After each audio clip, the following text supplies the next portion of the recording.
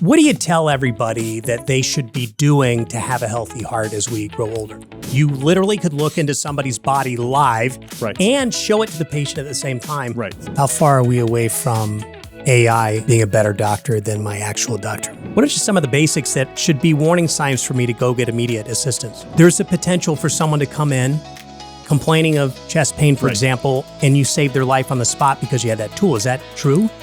For sure. Well, hey there. Welcome to Beyond Connected, my podcast where we're going to get a lot of cool stuff done here. But first of all, I don't want you to forget to subscribe to my newsletter. All the cool kids get it. It's at cyberguy.com/subscribe. It's free. We're never going to spam you. You're going to get really good tips, great alerts, security warnings when they happen. And anyway, get it if you don't have it already. It's a great newsletter. We love doing it. I sat down with Dr. Ilan Kedan. He's actually a friend, and he's also this board-certified cardiologist that embraces technology like nobody's business.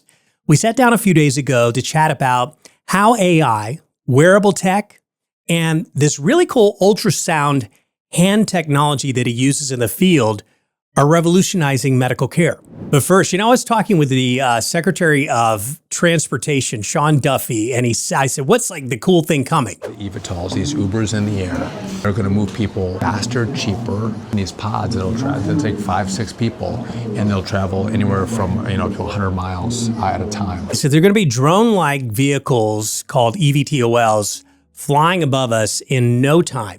And we're taking a look at a really cool technology out of China that I will tell you, I love the technology part of this. This is an Airtaxi. It's got 8 propellers on it. It can stay in the air for about 1 hour, and no worry about tipping the pilot because there isn't one. This is going to be a completely autonomous flight. You hop in. It's beautiful interior. They had to make it luxurious to get you over the idea that no one's flying it, right?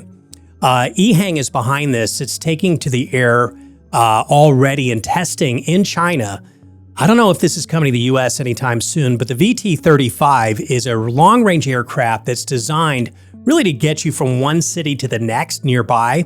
And I think when we talked to Sean Duffy, he was saying like eVTOLs, these kind of flying machines that are going to replace helicopters and Ubers, it's kind of like the marriage of those two, are really the low-cost version of bringing technology to the air for us to just grab a ride to the airport that could cost as much as just staying on the ground.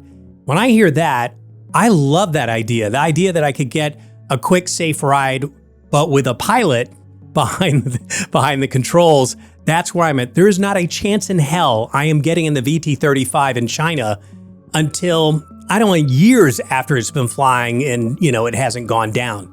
But man, inside the cabin, they've decked it out. It's luxurious. It's got controls that beautifully show you where you are, where it's going. It's already plush on the inside. It's got no stairs when you go in. It has got this display inside that just contains all the flight info. So you constantly are in the idea of where it's going, where it's been, and you can control the climate and choose some entertainment if you're on there for a long time. But we know it's not going to be more than an hour because the thing's got to be plugged in again before it can fly any longer. Autonomous air taxis are not just a future. It's really happening right now. So I got a question. Would you get in one of these things, especially if there's not a pilot behind the wheel? No, I would not. Dr. Kedan may be more ambitious, though. He embraces technology probably faster than I do, and that would be pretty speedy. Let's get to our chat with Dr. Kedan. Find out this amazing technology as it relates to your heart and your life that's on the way. And you are Beyond Connected. We are here with Dr. Ilan Kedan, a board-certified cardiologist and friend, who, when I first met him, well, that's a whole other story because that involved a big A-list celebrity. But when I first met him clinically in his office with another friend, man, I saw the technology he was using and I went, this doctor is hooked up. And sure enough, not only is he hooked up, but he's also published in areas that uses technology to really monitor and dig into heart health. That's what a top cardiologist does. And welcome to the podcast. Thanks, Kurt. This is really a fun opportunity, and I'm so grateful for the time and just the opportunity to be in your presence. Oh gosh, you're really overblowing it. But I'll just tell you this: is that this guy is not just a really good doctor. He's actually an interesting human being. We grew up in the same town together in the Tampa Bay area of Florida, and met out in Los Angeles. Interesting tidbit, I don't know if he still does it, but you would ride a unicycle to work, which is not an LA thing. Right. Well, most people don't walk. I didn't really want to walk. So yeah, unicycle was a little bit safer. You could be a little bit out of the way on the sidewalk. But you've given that up. I mean, not to work. The pandemic kind of made it a little more tricky with, just Crazy people? Let's be honest. complexity. Yeah. Complexity. Yeah. What a kind way to talk about dodging wackos out on the street. Reality is, though, that is part of what he practices, which is, he's like, if there's a chance to take the stairs instead of the elevator, I'm going to do it. And you should too. I have not taken that advice, but you still do that. You're in great shape. And you probably because you just know what it takes in life to have good health, because your heart is really at the center of our health. That said, the thing that wowed me when we went into your office was you're like, okay, can you lift your shirt to the friend who is a patient? And it's an older friend that I look after. And boy, what a blessing to get in Dr. Kedan's office, because all of a sudden I was like, oh my God, we're going to find everything here, because he pulled out a handheld ultrasound. I went, what's that? And what is that? So yeah, I think that version that I was using was probably one of the earlier versions. It was an analog flip phone model of handheld ultrasound, which has now kind of evolved into a wireless digital imaging machine that can display, and all the software is built into whatever your display, be it an iPhone or a mobile device. And that is the technology. It's called point of care ultrasound, or POCUS is what we refer to it. It's shorter. And as if I'm listening to this or I'm watching this podcast right now, for me, I saw like you literally could look into somebody's body live and show it to the patient at the same time. Right. Why do I want that as a patient? When you look within ultrasound, you use the ultrasound, you're looking directly at whatever organ of interest is between the neck and the pelvis. And you can directly visualize when it comes to the heart. I'm a cardiologist. That's my training. You can see the heart. You can observe it pumping blood, filling, pumping, filling. You can use Doppler to assess how well the valves are working. You can assess how all the different walls are working. And you can identify anatomic abnormalities or areas of the heart that may not be working as well. Once you had this handheld ultrasound in your possession and you were proficient at using it, what outcomes did you start to see that were different? Well, what I started to see was, I could make a diagnosis like on the spot. There's a potential for someone to come in complaining of chest pain, for example, and you save their life on the spot because you had that tool. Is that true? For sure. So that's true. So from a diagnostic standpoint, there's very, well-rooted data to support diagnostic expediency or speeding up of the diagnosis with a handheld ultrasound tool. So if someone has a dissecting aorta, you can diagnose it in your clinic if they happen to come into your office with that, which has happened, unfortunately. How does that work? Like, what's on the front that I'm looking at? So this is a dual probe ultrasound device. This is a phased array probe. This is the cardiac window. This allows the ultrasound waves to go a little deeper into the body, and it's better for more cardiac or abdominal structures, pelvic structures. And this is a linear probe. This is more shallow, but the image quality is crisper and more detailed, and it's better for visualizing like things closer to the skin, like arteries in the neck, the thyroid gland, veins in the arm. If you're actually able to, or having trouble getting your vein blood test, you could actually use this ultrasound device to identify where the vein is and then stick the needle. And you could see the needle going into the vein. Wow. Crazy. So it's very Star Trek.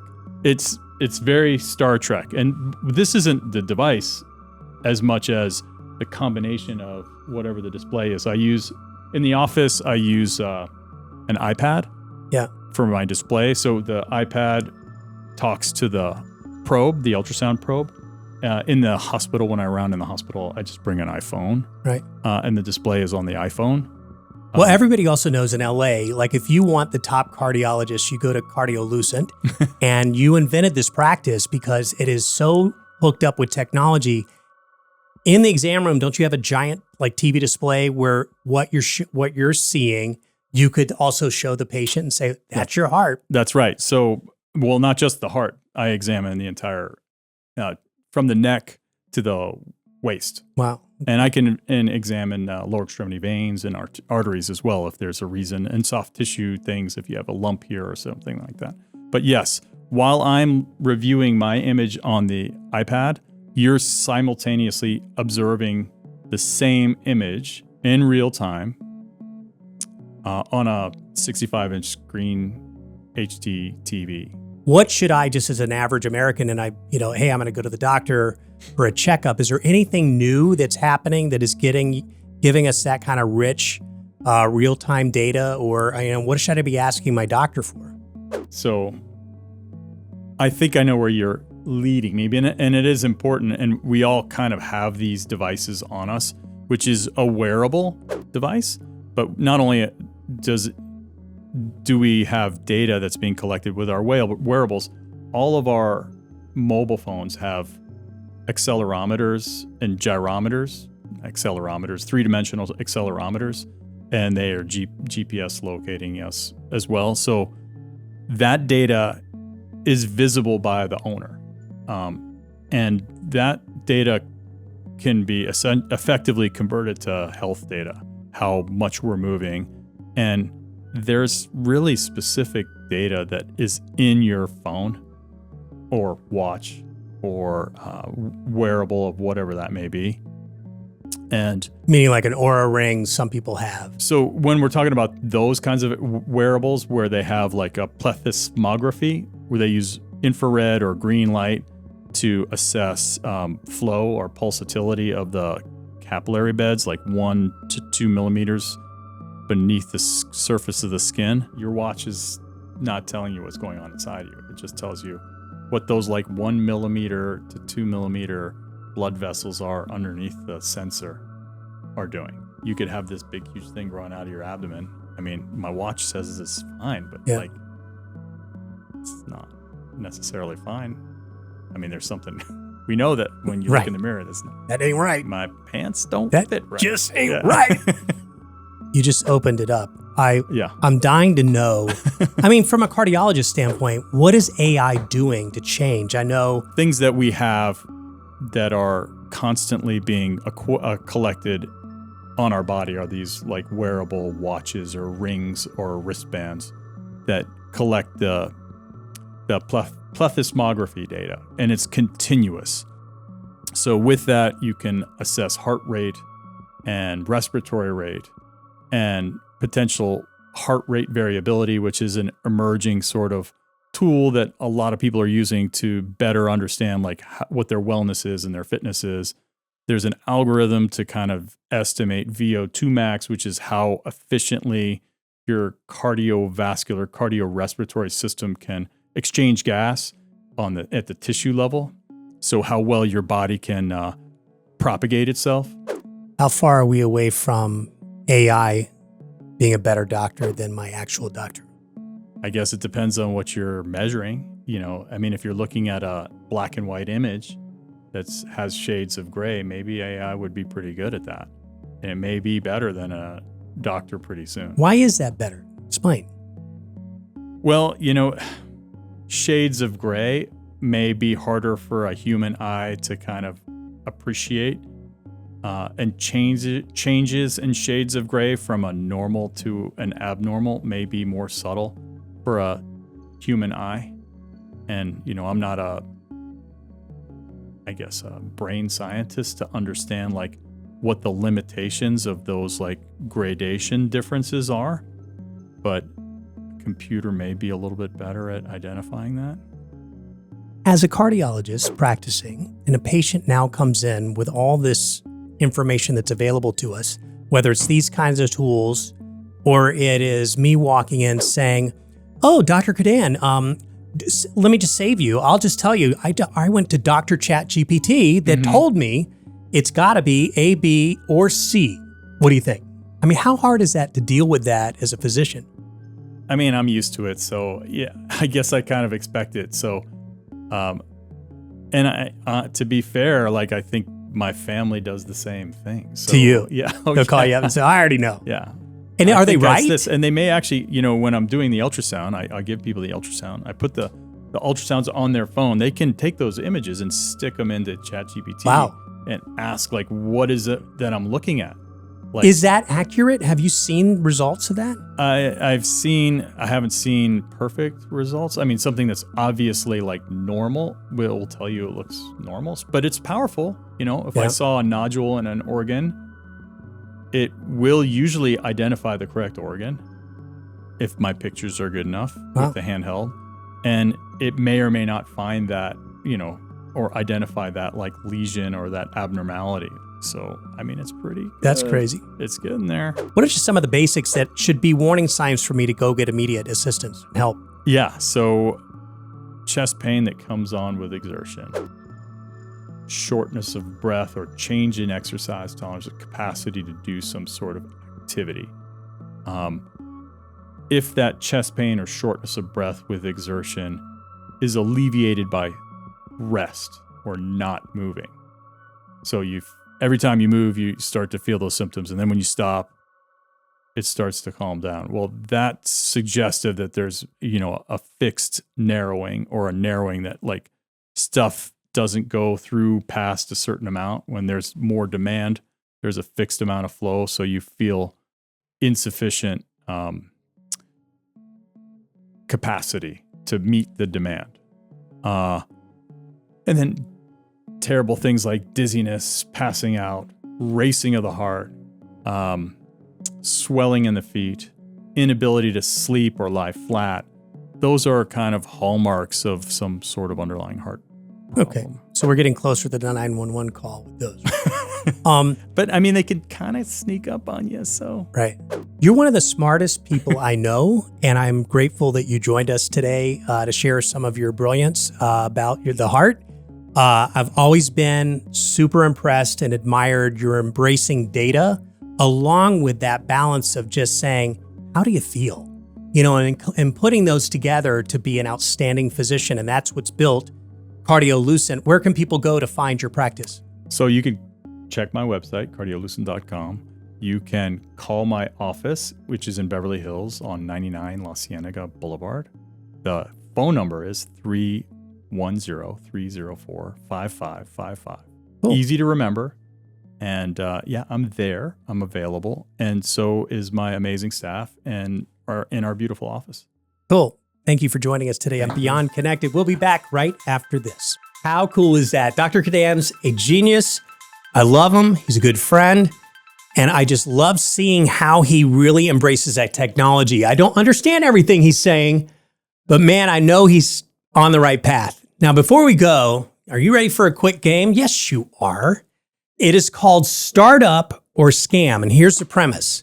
You're going to decide whether this is a startup or whether it's just made up garbage, a scam.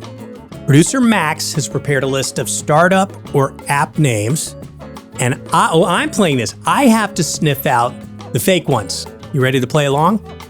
First one is called the Pet Cube. Have you heard of this? It's a smart camera that lets you watch, talk to, and toss treats to your pet remotely. That is totally real.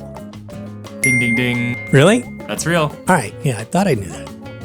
I didn't get one because I've had friends that have tried that. I think it was called something else. But anyway. All right. Number 2, Moodify. It's an AI scent diffuser that adjusts fragrances based on your emotional state.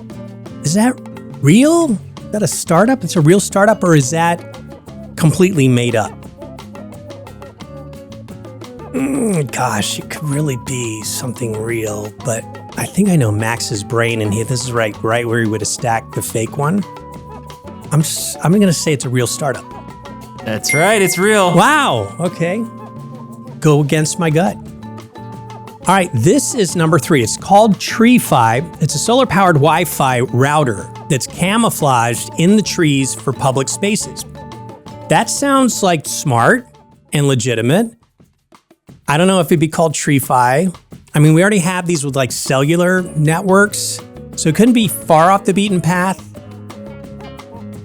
Max is smart. He could be gaming me to just make me think something that would sound real is not. I'm going to say this is a big fat lie. It's a scam. Wow, cool. All right, number 4, nap desk. It's a convertible standing desk that folds down into a nap pod for office micro sleeps. I would totally go by somebody at the office and like flick them in the ear if I saw them on this stupid thing. I've also seen those idiotic inflatable things on an airplane where you lower the tray table, you inflate this thing and you put your head in it and it looks like you've died. Forget it. No, I think the nap desk is real. It's fake. It's a scam. If you are the creator of a real nap desk, let me know because I'd like not to be wrong on that one. Finally, number 5, it is called Barker. Take out the E in that one, Barkr. It's a dating app that matches dog owners based on their pet's compatibility. I totally believe this. I think it's a real startup. What do you think? So I only missed 1 out of those. Only missed 1, 4 out of 5. So that's a passing grade, actually. All right, that's our game, and that's our show today. Thanks so much for tuning in to Beyond Connected. See you real soon.